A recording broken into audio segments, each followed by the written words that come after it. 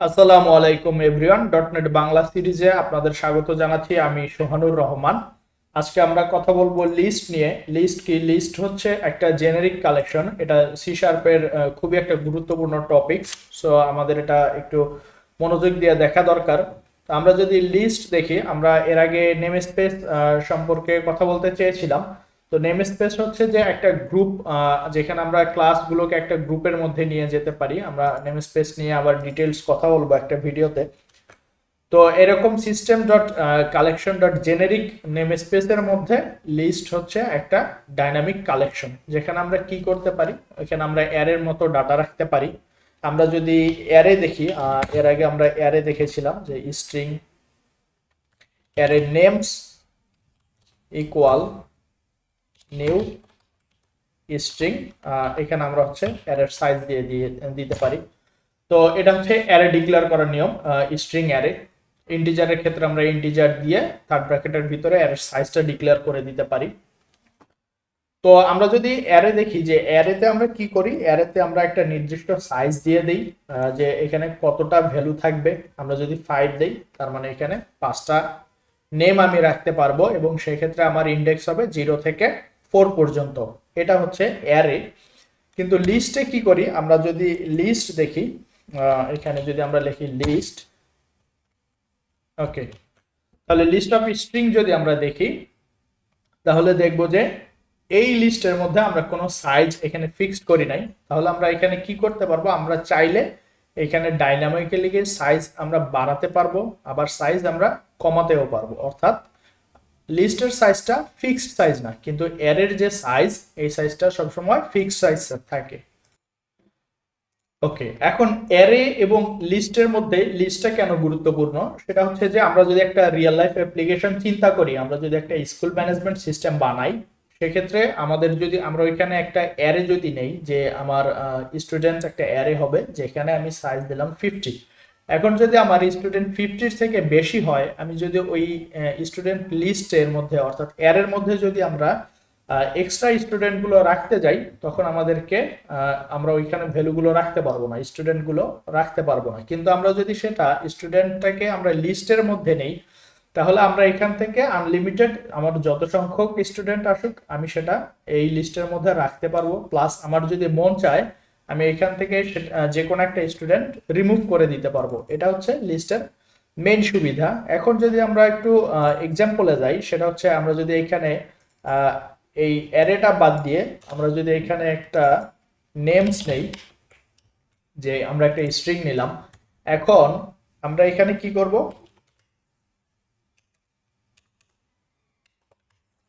Console dot write line, আমরা এখানে দিলাম ইন্টার এক্সিট টু ফিনিশ। এখন আমরা কি করব, হোয়াইল ট্রু, আমরা ইনপুট থেকে একটা নাম নিলাম এখানে, যতক্ষণ পর্যন্ত আমরা এই ইনপুটে এক্সিট না দিব, ততক্ষণ পর্যন্ত আমাদের এই লুপটা চলবে, আমরা যে হোয়াইল লুপ দেখেছিলাম। তো এখন যদি আমি এখানে লুপ দিয়ে কি করলাম, আমি একটা নেম ইনপুট নিব। আমি এখানে আবার একটা মেসেজ দিই, console dot write line enter name. সেই ক্ষেত্রে আমার এই লুপের মধ্যে আসবে একটা মেসেজ দেখাবে ইন্টার নেম। এরপর যদি আমি এক্সিট দেই, এক্সিট দিলে লুপ থেকে বের হয়ে যাবে। আর যদি এক্সিট না দেই, সেই নেমটা নিয়ে এসে এই নেমস যে লিস্টটা আছে এর মধ্যে রাখবে। এখন যদি আমি এখান থেকে নেম লিস্ট আবার প্রিন্ট করতে চাই, তাহলে আমি কি করব, আমি ফর ইচ লুপ চালাতে পারি। এখানে for each name in names, এখানে আমরা ফর ইচ লুপ দেখেছিলাম যে নেম ইন নেমস। এইটাতে কি হচ্ছে, নেমস হচ্ছে আমার অল ডাটা লিস্ট, অর্থাৎ এখানে আমার সব ডাটা থাকবে। সেইখান থেকে এই লুপটা চলবে, একটা করে অবজেক্ট বা একটা করে ভ্যালু। যেহেতু এটা আমাদের স্ট্রিং লিস্ট, তাহলে একটা করে ভ্যালু সে এই নেম ভেরিয়েবলের মধ্যে নিয়ে আসবে। অর্থাৎ নেমস থেকে সে প্রথমে ধরলাম নেম ওয়ান, নেম 1 2 3, আমার 3টা নেম আছে এই লিস্টে। তাহলে কি হবে, প্রথমে সে এই ফর ইচ লুপে আসবে, নেমস থেকে নেম ওয়ানটাকে নেম ভেরিয়েবলের মধ্যে নিয়ে আসবে, এরপর সেটা প্রিন্ট করবে। আবার নেমস থেকে নেম টু নিয়ে আসবে, প্রিন্ট করবে। এইভাবে সে কাজ করবে। তো এখন যদি আমি এখানে কনসোল ডট রাইট লাইন করি যে নেম ইজ নেম, ওকে, অর্থাৎ আমি এই লিস্টের থেকে সব নামগুলো এভাবে প্রিন্ট করব। এখন যদি আমি অ্যাপ্লিকেশনটা রান করি তাহলে কি আসবে, আমি যদি দেখি যে enter name type exit to finish, okay, অর্থাৎ এই এক্সিট টাইপ করলে কি হবে, আমার ইনপুট নেওয়াটা অফ হবে। তাহলে আমি একটা নেম দিলাম এখানে রহিম, ইন্টার নেম করিম, কামাল, জামাল, সাকিব, এভাবে যদি আমি নেমগুলো দিতে থাকি, ইনপুট দিতে থাকি, তাহলে এই লুপটা চলতে থাকবে, অর্থাৎ হোয়াইল লুপটা চলতে থাকবে। কারণ কি, আমি এখনো এক্সিট নামে কিছু প্রেস করিনি। তাহলে আমি যদি এক্সিট দেই, এক্সিট দিয়ে ইন্টার প্রেস করি, তাহলে আমার উপরের ফর লুপটা শেষ হয়ে গেল। এখন কি হলো, আমি যদি দেখি যে এখানে আমার সব নামগুলা একসাথে একটার পর একটা লিস্ট করে নিয়ে এসেছে, তাহলে এটা কিভাবে আসছে, এটা আসতে হচ্ছে এই যে নেমস এর মধ্যে সে একটা একটা করে অ্যাড করে দিয়েছে, এবং অ্যাড করার পর আমরা যখন এই নেমটা প্রিন্ট করেছি, একটা একটা করে লুপ দিয়ে যখন আমরা প্রিন্ট করেছি, তখন সে এই লিস্ট থেকে ভ্যালুগুলো নিয়ে সব প্রিন্ট করেছে। এটা হচ্ছে লিস্টে অ্যাড করার নিয়ম। এখন যদি আমরা দেখি যে আমরা একটা এই লিস্টের মধ্যে যে নেমগুলো আছে, এখান থেকে আমরা একটা নেম কিভাবে রিমুভ করব, আমরা যদি এখানে আসি, আমাদের নেমস যে লিস্টটা আছে এইখান থেকে যদি আমরা লিখি জাস্ট রিমুভ, তাহলে আমরা এখানে একটা যদি নেম দিয়ে দেই যে আমরা দিলাম রহিম, তাহলে এই নেমের লিস্ট থেকে নেমটা রিমুভ হয়ে যাবে। ওকে, তাহলে আমরা এটা কনসোল থেকে নিয়ে দেখি আমরা কিভাবে এটা রিমুভ করব। আমরা যদি এখানে একটা আবার মেসেজ প্রিন্ট করি যে console dot write line enter name to remove, okay, এটা দেওয়ার পর আমরা কি করব, আমরা একটা নেম ইনপুট নেব, string name to remove console dot read line, এবং আমরা এখান থেকে এই নেম, আমরা যে নেমটা ইনপুট নিব সেটা আমরা অ্যারে থেকে রিমুভ করে দিব। ওকে, এখন যদি আমি এই ফর লুপটা আবার চালাই, রিমুভ করার পরে আমরা যদি দেখতে চাই যে এখানে কি নেম আছে, তাহলে আমরা যদি অ্যাপ্লিকেশনটা রান করি,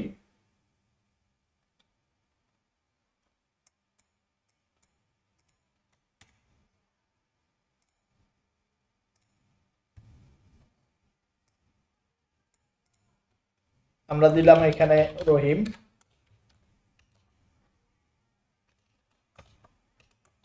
করিম, সাকিব, তামিম, এবং আমরা এখানে দিলাম এক্সিট। এক্সিট দিলে আমাদের হোয়াইল লুপ থেকে বের হয়ে আসলো, কারণ আমরা দিয়েছি এখানে একটা কন্ডিশন দিয়েছি যে if name to lower equal exit, আমরা এই হোয়াইল লুপ থেকে ব্রেক করে দিয়েছি। তো এখন যদি আমরা আসি এখানে Rahim, Karim, Sakib, Tamim, enter name to remove, তো আমি যদি এখন এখানে দেই যে সাকিব, তাহলে আমরা দেখবো যে পরে যে লিস্টটা আছে এখানে আসছে রহিম, করিম, তামিম, অর্থাৎ এখান থেকে সাকিব যে নামটা ছিল এটা আমরা রিমুভ করে দিয়েছি। এখন আমরা যদি এখানে এমন একটা নেম দেই যেটা লিস্টে নাই, সেক্ষেত্রে যদি আমরা এখান থেকে আবার ইনপুট দেই রহিম, করিম, তামিম, সাকিব, আমরা দিলাম এক্সিট, এক্সিট দিলে বের হয়ে আসবে। এখন যদি আমরা দেই যে এখানে একটা নেম যেটা এখানে নাই, তাহলে দেখবো যে রহিম, করিম, তামিম, সাকিব সবগুলোই এখানে আছে। কারণ হচ্ছে কি, আমি যে নেমটা দিয়েছি এখানে রুবেল, এই নেমটা আমার এই লিস্টে নাই, না থাকার কারণে সে এখান থেকে এই নেমটাকে রিমুভ করে নাই, না করে সে পরে এসে আবার এই ফর ইচ লুপ দিয়ে সবগুলো প্রিন্ট করেছে। তো এইটাই হচ্ছে লিস্টের কাজ, অর্থাৎ আমি যদি চাই এখানে মাল্টিপল ভ্যালু, যেটা আমার সাইজ ডিক্লেয়ার করা লাগবে না অ্যারের মতো, আমি চাইলে যে কোনো সাইজের ডাটা এখানে রাখতে পারবো। তো এখানে আমি যদি চাই আবার রিমুভ করতে পারবো, এবং আমি যদি এখানে, এটা আমরা শুধু স্ট্রিং এর জন্য দেখলাম, আমরা যদি ক্লাসের জন্য দেখি, আমরা যদি এখানে একটা ক্লাস ক্রিয়েট করি, অ্যাড নিউ ক্লাস স্টুডেন্ট,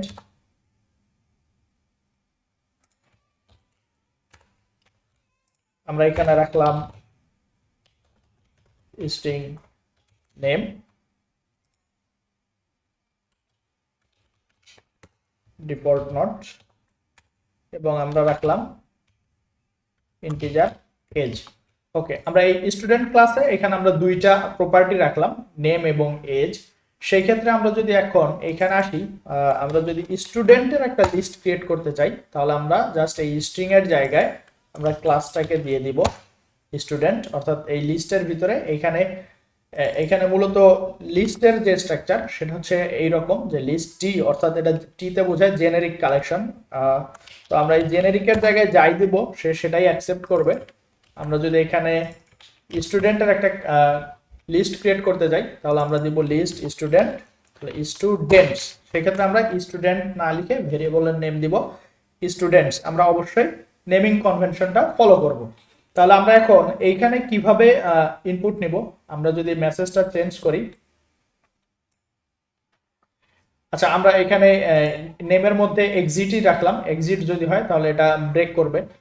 আমরা এখানে আসলাম ইন্টার স্টুডেন্ট নেম, আমরা এখান থেকে নেম ইনপুট নিব। আর একটা জিনিস নিব আমরা, সেটা হচ্ছে যে console.writeLine ইন্টার স্টুডেন্ট এজ। সেই ক্ষেত্রে আমরা ইন্টিজার এজ নিয়ে এখানে রাখলাম। ওকে, তাহলে আমরা এখানে স্টুডেন্টের একটা লিস্ট নিয়েছি। তাহলে আমরা যেহেতু এটা ক্লাস, আমরা জানি যে ক্লাসের মধ্যে ভ্যালু রাখার জন্য আমাদের কি করতে হবে, আগে এই ক্লাসের একটা অবজেক্ট ক্রিয়েট করতে হবে। তাহলে আমরা এখন এই স্টুডেন্ট লিস্টের মধ্যে আমরা কিভাবে ভ্যালু রাখবো, আমরা ডিরেক্টলি স্টুডেন্টস ডট অ্যাড, আমরা জানি যে আমরা নিউ দিয়ে যদি কনস্ট্রাক্টর কল দেই তাহলে অবজেক্ট ক্রিয়েট হয়। আমরা নিউ দিয়ে স্টুডেন্ট কনস্ট্রাক্টর কল দিয়ে আমরা এইভাবে ফার্স্ট ব্র্যাকেট এখানে দিতে পারি কনস্ট্রাক্টর কল, অথবা না দিয়ে আমরা ডিরেক্টলি নিউ অবজেক্ট স্টুডেন্টের, আমরা এটাকে বলি যে অবজেক্ট ক্রিয়েট করা, নিউ অবজেক্ট। আমরা ডিরেক্টলি নিউ অবজেক্ট ক্রিয়েট করে এখানে আমরা নেমের জায়গায় আমরা এই ইনপুটটাকে চেঞ্জ করে দেই, আমরা এটা দিলাম নেম। ওকে, নেমের জায়গায় আমরা নেম দিয়ে দিতে পারি, এজের জায়গায় এজ দিতে পারি, অথবা আমরা কি করতে পারি, আমরা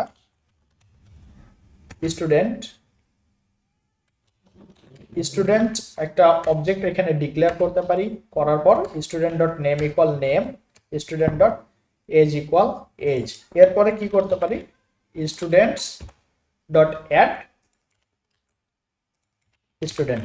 অর্থাৎ আমরা এই দুইভাবে দুইটার যে কোনো একটা পদ্ধতিতে আমরা কি করতে পারি, এই স্টুডেন্টস যে লিস্টটা আছে এটার মধ্যে আমরা ভ্যালু রাখতে পারি।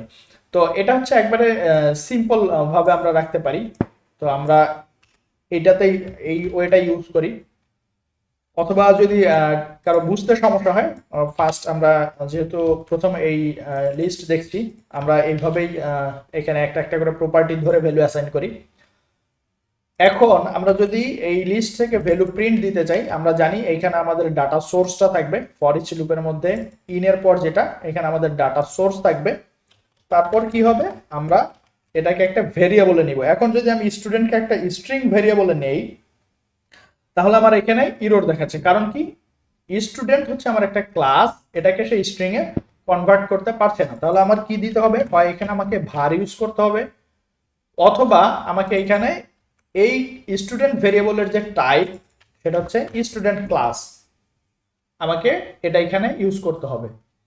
আমার অবশ্যই এই ডাটা সোর্সের মধ্যে যেই টাইপের ডাটা থাকবে আমাকে রিসিভ করার সময় সেই টাইপ দিয়েই রিসিভ করতে হবে। তো আমার যদি টাইপ বা অবজেক্টের টাইপ জানা না থাকে, আমি এখানে ডিরেক্টলি var ইউজ করতে পারি। ওকে, আমি যেহেতু এখানে var ইউজ করেছি, এখন আমি এখানে যে কোনো টাইপের ভ্যালু রিসিভ করতে পারবো। আমি যদি এখানে দেই স্টুডেন্ট ডট নেম, আমি এখানে নেমের জায়গায় দিলাম স্টুডেন্ট, আমি ইজ কেটে দিলাম, নেম দিলাম, এজের জায়গায় স্টুডেন্ট ডট এজ দিলাম। ওকে, আমি নিচের এই কোডটা অফ করে রাখলাম। এখন যদি আমি অ্যাপ্লিকেশনটা রান করি তাহলে কি হবে,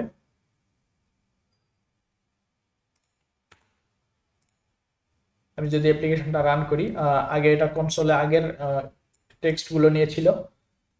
এখন কি হবে, ইন্টার স্টুডেন্ট নেম, আমি দিলাম রহিম, এজ দিলাম 35, করিম এজ দিলাম 29, সাকিব এজ দিলাম 28, তামিম 35। তো এটা হচ্ছে আমার এই যতক্ষণ আমি এক্সিট দিব না ততক্ষণ আমরা এর আগে দেখলাম যে এই লুপটা চলতেই থাকবে, এবং আমার যদি এখানে 100 থেকে 1000 বা যতগুলো ডাটা আছে আমি সবগুলোই এই লিস্টের মধ্যে এন্ট্রি দিতে পারবো। এখন আমি যদি এখান থেকে বের হই তাহলে আমাকে কি করতে হবে, আমাকে এক্সিট লিখলে আমি এখান থেকে বের হয়ে যেতে পারবো।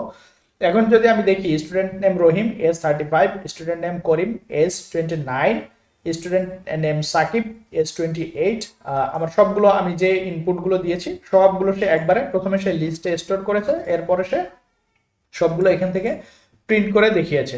ওকে, এখন যেহেতু আমি এখান থেকে এই স্টুডেন্ট আমার একটা ক্লাস, স্টুডেন্ট একটা ক্লাসের আমি কি করেছি, একটা লিস্ট করেছি, অর্থাৎ স্টুডেন্টস অবজেক্টের আমি লিস্ট করেছি, যেহেতু আমি এখানে নিউ করে নিয়েছি, আমি জানি যে এখানে আমি নিউ করে অবজেক্ট নিয়েছি, তো স্টুডেন্টস অবজেক্টের আমি একটা লিস্ট করেছি। এখন আমি যদি এখান থেকে রিমুভ করতে যাই, আমি এই কোডটা যদি এখন ওপেন করি, ইন্টার নেম টু রিমুভ, সেক্ষেত্রে আমি নেমটা ইনপুট নিব।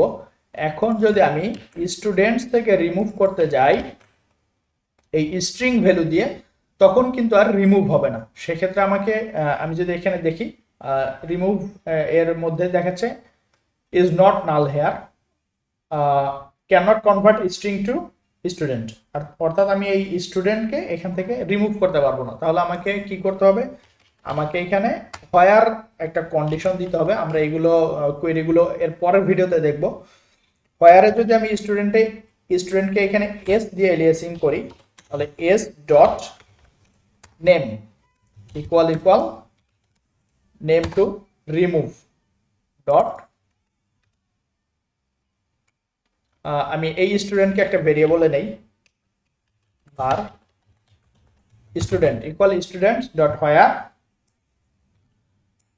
কন্ডিশন দিয়ে আমি এটা নিলাম, ডট হচ্ছে ফার্স্ট আর ডিফল্ট, এইগুলো আমরা এর পরের ভিডিওতে দেখব।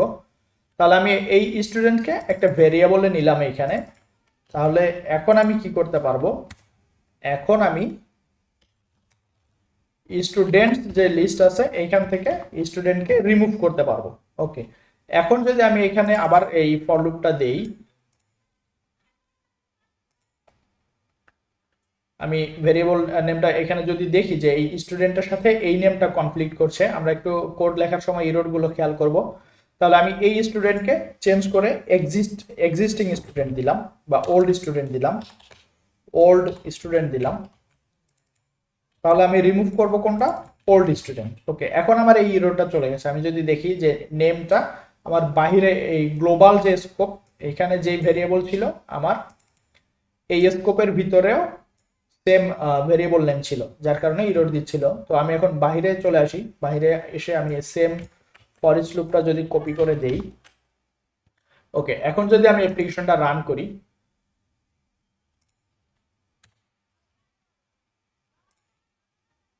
আমি যদি অ্যাপ্লিকেশনটা রান করি, রহিম, করিম, সাকিব, এক্সিট,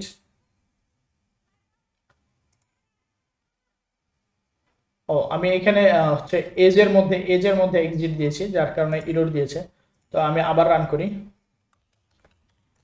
রহিম 25, করিম 32,